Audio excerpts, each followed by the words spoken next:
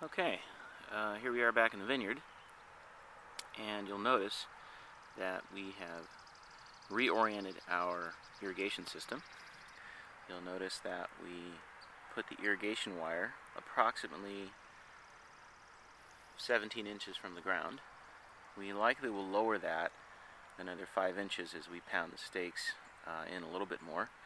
We intend to have our fruiting wire more or less where the irrigation wire is currently. You will also notice we have tied an irrigation tube to the outside of our grow tubes. Now that the Pinot Noir has been exposed, we've now unmounded the Pinot Noir. We continued with the grow tube in order to protect them from a potential frost, but I think we'll probably be out of the woods here Memorial Day weekend. Tomorrow, Wednesday, May 19th, or 20th, correction, could be a problem. It's supposed to go down to 36.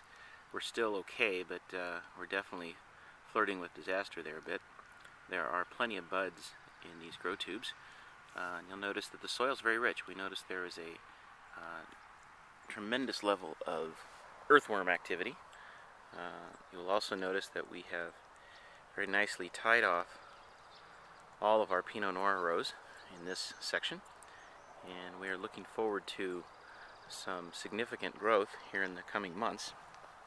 And I don't know if it is possible to see down these grow tubes with this camera, but here's an idea of what we're looking at. Perhaps we can see some bona fide growth here. A little difficult. A lot of those little buds are way down in there.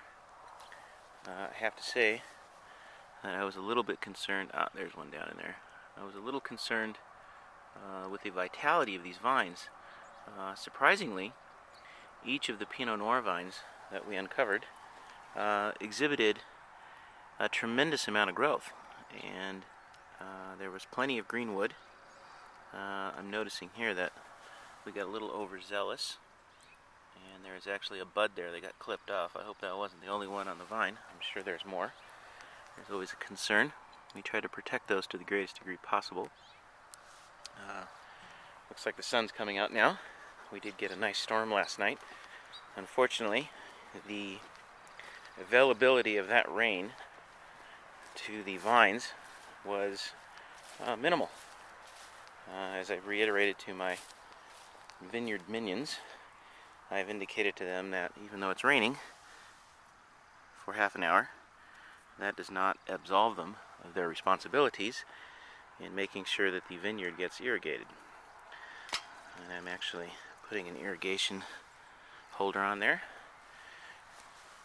If we look closely here, you can actually see some buds on the Marichal foch. The foch seems to be really coming along nicely. I have to say I was quite concerned just a couple of days ago, but a couple of 80-degree days, 80-plus days. Yesterday we topped out at 88 based on our local weather station. Here's a wonderful example of a bud coming through, and this vine here is doing quite well. You'll notice that we are shooting for thickness in the vine itself. That's roughly the thickness of a lead pencil. And to orient you, that is my finger, and my finger's significantly wider than an index or for a pencil, so that's kind of our gauge to let us know that we're getting the right wood formation. And of course, wood formation in the development of vines is particularly key. If we don't build a nice trunk over time, it's pretty hard to support a vine, even at the short distance that we're dealing with. As I step back, you will notice, and perhaps we can get this here.